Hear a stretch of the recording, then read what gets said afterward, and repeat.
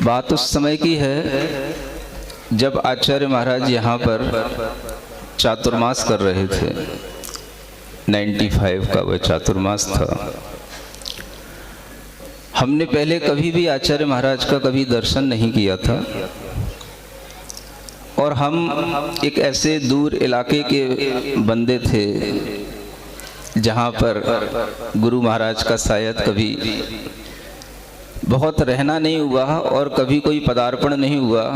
और अगर कहें कि हम शहर और गांव की बात तो छोड़ दें, अगर हम उस प्रदेश की बात करें जिस प्रदेश में हम जन्मे हैं या शरीर जन्मा है, तो उस प्रदेश में आचार्य महाराज सिर्फ एक बार आए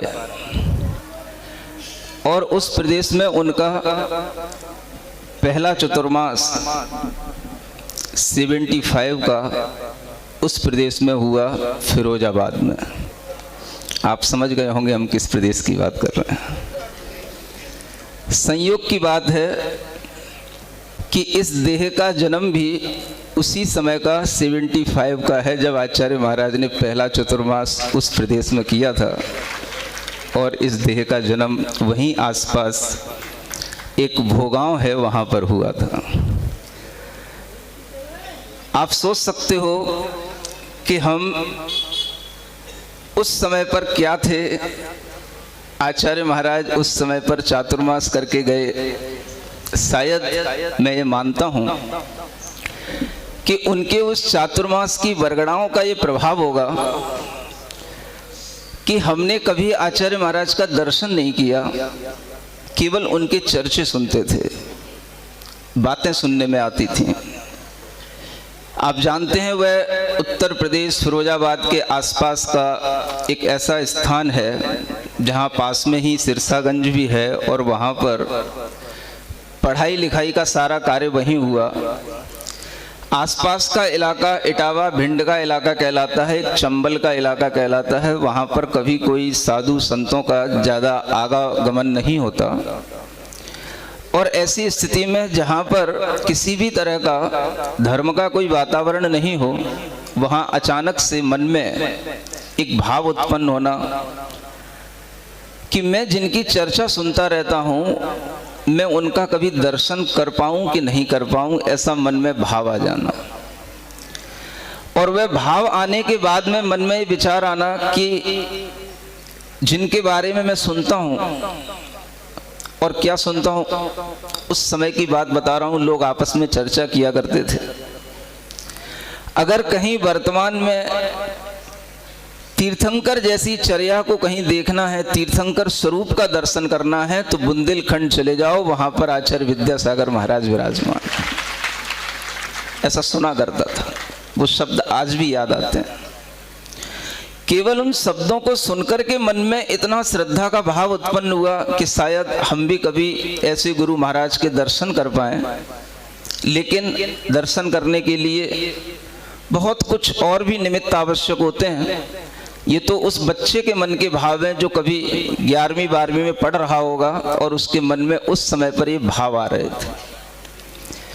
कुछ वर्ष के बाद में फिर एक भाव आया और अचानक से एक दिन मुझे एक स्वप्न दिखाई दिया और उस स्वप्न में हमने 2 आचार्यों को बड़ा हंसते हुए खिलखिलाते हुए देखा। आज भी वह हंसी मेरे दिमाग में घूमती है, मेरे मस्तिष्क के चारों ओर वह हंसी आज भी झूमती है। और उसमें आचार्य महाराज बड़ी प्रसन्न मुद्रा में थे, हंस रहे थे। एक आचार्य थे, उनको मैं जानता था, उनके संपर्क में भी थोड़ा थोड़ा सा आने लगा था। लेकिन दूसरे आचार्य के बारे में जब मैंने सुना कि ये आचार्य महाराज कौन हो सकते हैं, तो उस समय पर आपको बता रहा हूं कि उस मंदिर में या उस आसपास कहीं पर गुरु महाराज की फोटो तक भी नहीं थी। यानी मैंने कभी गुरु महाराज का कभी फोटो भी नहीं देखा था। और सबसे पहली बार अगर हमें गुरु महाराज ने दर्शन दिए तो वह स्वप्न में दर्शन दिया। जब वह दर्शन हो गया तो मेरा एक मित्र था, धार्मिक था, जिनका नाम सुकौशल था, जो आज आचार्य महाराज के संग में मुनि श्री अभिनंदन सागर के नाम से जाने जाते हैं। मैंने उनसे कहा कि मुनि महाराज कि जो आज मैंने दर्शन किया है उनमें मैं एक को तो जानता हूं, दूसरे को तो मैं जानता नहीं, ये कौन हो सकते हैं? नाम सुना है आचार्य महाराज का, लेकिन कभी फोटो नहीं देखी। तो उन सुकौशल भाई साहब ने मुझे एक कहीं से फोटो ला करके दिखाई, और वो फोटो दिखाई जो दो शिखर के बीच में आचार्य महाराज बैठे हुए हैं। रामटेक की वो फोटो है। उस फोटो को देखने के बाद मैं कहा कि ये तो वही हैं जिनको मैंने स्वप्न में देखा है। तब मुझे समझ में आया कि आचार्य महाराज ने मुझे स्वप्न में दर्शन दिया, लेकिन मुझे उससे कोई ऐसा नहीं लगा कि उन्होंने ऐसा दर्शन क्यों दिया। हम अपनी लौकिक पढ़ाई पढ़ते रहे।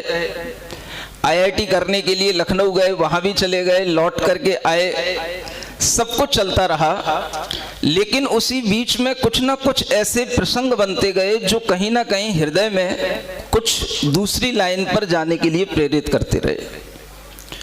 और उसी का परिणाम ये निकला कि बीएससी कंप्लीट करने के बाद में हम सीधे पहले तो उन आचार्य महाराज के पास पहुंच गए जिनका नाम आचार्य पुष्पदन सागर जी महाराज। एक वर्ष वहां रहे, और उसके बाद में हम वहां से चलने को मन बनाए कि हमें आचार्य महाराज के दर्शन करना है, हमें आचार्य महाराज के दर्शन करना है। हमारी मन में पहले से भावना थी, लेकिन वो दर्शन नहीं हो पा रहा है। कहाँ जाऊं? एक संघ से दूसरे संघ में आना बड़ा कठिन काम होता है।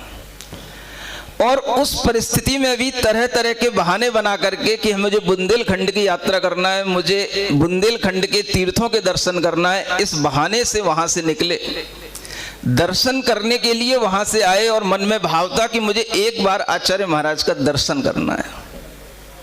जब पहली बार जब आचार्य महाराज ने स्वप्न दिया था, न जाने क्यों मन में अपने आप अंतः प्रेरणा से मेरे मन में भाव उत्पन्न हुआ था, जब भी कभी मैं आचार्य महाराज का दर्शन करूंगा, मैं बिल्कुल लेट जाऊंगा, साष्टांग नमस्कार करूंगा। अपने मन में स्वतः भाव आया था कि चाहे भले ही आचार्य महाराज कहीं चल रहे हो, धूल हो, कीचड़ हो, मैं कुछ नहीं देखूंगा, मैं लेट जाऊंगा। मेरा ये भाव था। और वह अंतः प्रेरणा से मेरे अंदर की भावना छिपी रही। कुछ संयोग बने, परिस्थितियां अनुकूल बनी, और कुछ निमित्त को लेकर के वह उसी चातुर्मास में जब आचार्य महाराज यहाँ 95 में विराजमान थे, हम उस समय पर कानपुर में उन आचार्य महाराज के साथ थे। वहां से छतरपुर द्रोणगिरी होते हुए आचार्य महाराज के दर्शन करने के लिए यहाँ आए। दर्शन करने के लिए उस समय पर आते हुए भी अनेक तरह के मन में विकल्प थे, क्योंकि आप जानते हो एक संघ से दूसरे संघ में आना, एक संघ के ब्रह्मचारियों का दूसरे संघ के ब्रह्मचारियों के साथ में कोई मिलना बैठना। और आचार्य महाराज के बारे में तो उस समय पर भी प्रसिद्ध था, आचार्य श्री कभी किसी दूसरे संघ के ब्रह्मचारी को कोई ज्यादा वेटेज देते नहीं है, ऐसा उस संघ में मुझे बता दिया गया था।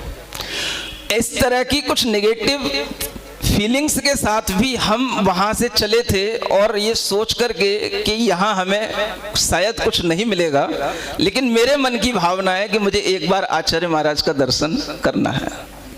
हम आए। आपको बताऊं, आज भी ये मंदिर जो 52 नंबर का मंदिर है, जो इसी संत भवन के सामने जो पेड़ लगा हुआ है उसके सामने आदिनाथ भगवान का जो मंदिर है, उसमें 2 दरवाजे हैं। एक तरफ से हम इधर से एंट्री लिए, आचार्य श्री उस समय पर उसी मंदिर में वहीं बैठे थे राइट साइड की तरफ, और वहां पर उनका आसन लगा हुआ था। उधर उस समय उस जो बाहर दैलान है वहां लोग जो खड़े हुए थे उनसे कुछ वह चर्चा कर रहे थे।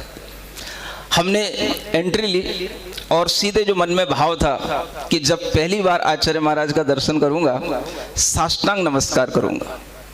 उससे पहले मैंने कुछ और भी सुन रखा था।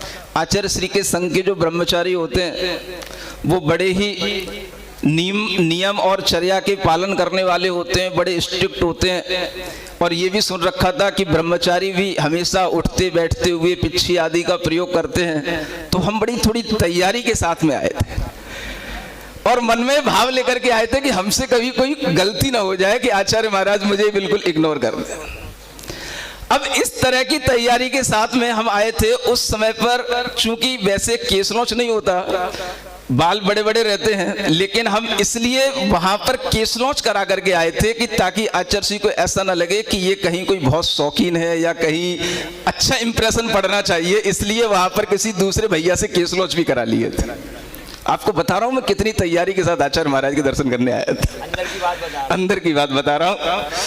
अब जब हमने वहां पर एंट्री ली और आचार्य महाराज के सामने बिल्कुल पिच्छी लगा करके वो कपड़े का परिमार्जन करके और बिल्कुल उनके सामने लेट गया, और आचार्य श्री ने देख लिया कि कोई ब्रह्मचारी आए हैं। हम 2 ब्रह्मचारी थे, हम और सुकौशल भाई साहब, और दोनों आकर के लेट गए। और लेटने के बाद में बिल्कुल जैसे ही उठे उनके चरणों का स्पर्श किया। संयोग की बात है, आज की परिस्थिति को देखें तो उस समय पर किसी ने कोई रोका नहीं था, कोई कमेटी के लोग नहीं थे, कोई बहुत ज्यादा मतलब रेस्ट्रिक्शन नहीं थे। अब उस समय पर आचार्य महाराज को जैसे ही छुआ, उनके चरणों को स्पर्श करके जैसे ही उनकी तरफ मुंह उठाने को हुआ और उनकी तरफ देखने को हुआ, तो आचार्य श्री ने खुद मैं कुछ कह पाता, बोल पाता, उससे पहले ही उन्होंने न जाने क्यों ऐसा पूछ लिया, क्यों ब्रह्मचारी जी कहां से आए हो?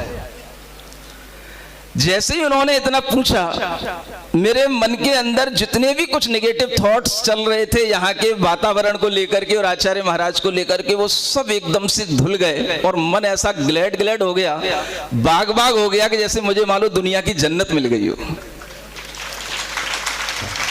उस समय पर आचार्य महाराज के इतने से वचन सुनने के बाद में मन इतना प्रसन्न हो गया, इतनी विशुद्धि बढ़ गई। आचार्य महाराज के पास बैठा और उसके बाद फिर आचार्य श्री को नमस्कार प्रणाम नमोस्तु करने के बाद में थोड़ी सी चर्चा उन्होंने भी शुरू कर दी और कुछ हमने भी बोलना शुरू कर दिया। और पहली एक तरह से कहे पहले दर्शन में आचार्य श्री ने सारा परिचय पूछ लिया। जब उन्होंने परिचय पूछ लिया तो थोड़ा सा मन में लगा कि आचार्य महाराज कहीं ना कहीं थोड़ा सा कुछ रेस्पॉन्स दे रहे हैं और कुछ अच्छा हो सकता है। उस समय की मैं आपको अपने अंदर की फीलिंग बता रहा हूं। ये संत भवन बना हुआ नहीं था, न पुराना बना था ना ये नया बना था। यहाँ सिर्फ जंगल था, पीछे एक दीवार थी, आचार्य श्रीधर शुद्धि करने के लिए आते थे। और उस समय पर जब भी घंटी बजती थी, ये सभी मुनि महाराज उस समय पर मंदिरों में रहा करते थे और उतर करके आ जाते थे। हमने देखा पहली बार समय सागर जी महाराज थे, योग सागर जी महाराज, पावन सागर जी महाराज, पवित्र सागर जी महाराज, समाधि सागर जी महाराज, एक से एक अच्छे अच्छे महाराज लगते थे, देखने में भी अच्छे डीलडॉल लगते थे और सबकी अच्छी मतलब काया देख करके और उनके शरीर का तप तेज देख करके ऐसा लगता था कि वास्तव में जब मुनि महाराज आ रहे हैं, चारों तरफ का वातावरण कितना शांत है, कोई कोलाहल नहीं है और आचार्य महाराज के एक संकेत पर सब उनके समक्ष आकर के बैठ जाते हैं। ऐसा जैसे कि चौथे काल का हम जैसे दर्शन कभी करते हो, ऐसा दर्शन का भाव उस समय पर उत्पन्न हुआ कि हम चौथे काल का ये मुनि संग देख रहे हैं। और वह सब देखने के बाद मन में अपने आप एक विचार आ गया, जीवन में अगर कभी कुछ इस मार्ग पर अब आगे बढ़ूंगा तो केवल और केवल आचार्य महाराज को गुरु बना करके ही बढ़ूंगा, नहीं तो निगुरा रह जाऊंगा। लेकिन अब गुरु महाराज को छोड़ के नहीं जाऊंगा। निगुरा समझते, बिना गुरु के रह जाऊंगा, लेकिन अब गुरु के बिना और किसी को गुरु नहीं बनाऊंगा। और ये बात मन के अंदर अंतः प्रेरणा से आई और उस बात को लेकर के मन में भाव आया, हम इन्हीं के हो गए। कुछ ऐसे भाव जो अपने आप आ जाते हैं और वह कभी ना कभी अगर भीतर से मन के हृदय से निकलते हैं, अंतर गूंज से निकलते हैं, तो वही कोई ना कोई, आप चाहे उनको भजन कह लो, चाहे उन्हें आप भक्ति के स्वर कह लो, कुछ भी कह लो, वह भाव निकल आते हैं। और वह भाव बहुत दिनों के बाद में बने। इस कुंडलपुर में आचार्य महाराज की आज भी हमें तरह तरह की स्मृतियां यहाँ की वादियों में, यहाँ की फिजाओं में आज भी घूमती रहती हैं। ये वह क्षेत्र है जहां पर हमने आचार्य महाराज को इतना जम के खिलखिलाते हुए हंसते हुए देखा है उनके समक्ष। अगर हमें उस समय पर इन मुनि महाराजों को भी स्मरण हो तो एक ऐसा प्रसंग बना था जब आचार्य महाराज से उतरते हुए आ रहे थे। अब तो पुरानी सीढ़ी टूट गई, उन सीढ़ियों से उतरते हुए आ रहे थे, क्रेन लगी हुई थी और आचार्य महाराज जब वहां से उतरते हुए आ रहे तो क्रेन खराब हो गई थी और रास्ते में चलते हुए नीचे हम लोग साथ में थे, हम बिल्कुल बगल में चल रहे थे। आचार्य श्री कहते हैं देखो बड़ी बड़ी क्रेनें भी खराब हो जाती हैं, हर चीज का एक टाइम होता है, उसका भी रिटायरमेंट हो जाता है। हमारा कितना समय हो गया है, हम अभी इतनी सर्विस दे रहे हैं, ये सर्विस भी कभी छूट जाएगी, इसका भी कभी रिटायरमेंट का टाइम आएगा। और इस तरीके की कुछ चर्चा करते हुए नीचे उतर रहे हैं। उस समय पर बड़े विनोद भाव के साथ में आचार्य महाराज के साथ में था। अब ये बात बता रहा हूं मुनि बनने के बाद की, समझ आ रहा है, बहुत बीच में डिफरेंस हो गया। अब उस समय की बात बता रहा हूं कि जब आचार्य महाराज उतर रहे हैं, हम मुनि महाराज हैं और उनके साथ में चल रहे हैं। हमने भी प्रसंग बस विनोद बस आचार्य महाराज से बहुत सहजता में हम भी बात कर लेते थे, वो सैद्धांतिक बात भी करते थे तो भी कर लेते थे, और कभी इस तरीके की बात करते थे तो उसको भी अच्छे से कर लेते थे। आचार्य जी कहते हैं अब ये सर्विस कब तक चलेगी, शरीर बूढ़ा हो रहा है। हमने उस समय पर एक आचार्य श्री को बहुत अच्छा प्रसंग सुनाया। मैंने कहा आचार्य श्री, मैंने पहले कभी एक एडवर्टाइज देखा था, और वो एडवर्टाइज में क्या होता है कि एक बहुत 60 साल का एक व्यक्ति होता है और वह 3 मंजिला ऊपर चढ़ने को होता है, और दूसरी तरफ से एक जवान व्यक्ति होता है, वो भी ऊपर चढ़ने को होता है। और दोनों चढ़ने के बाद में जो वृद्ध व्यक्ति है, 60 साल का जो व्यक्ति है, वो तो आराम से चढ़ जाता है बिना हाफी के, और जो जवान है वो हाँफता है। तब वहां पर एक डायलॉग आता है, ये 60 साल का बूढ़ा है, 60 साल का जवान।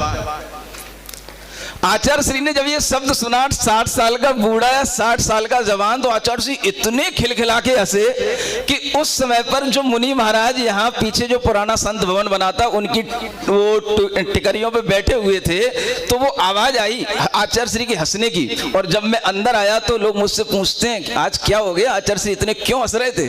तो मैंने सुना ये प्रसंग हो गया था। मैंने कहा आचार्य श्री 60 साल के जवान है, तो आचार्य श्री को सुनकर के बड़े प्रसन्नता हुई। हमारे चैनल पर जैन धर्म से जुड़ी हुई खबर सबसे पहले आती हैं, तो आप हमारे चैनल को सब्सक्राइब करें एवं बेल आइकन को दबाएं और वीडियो को लाइक करके अपनी राय कमेंट में लिखें।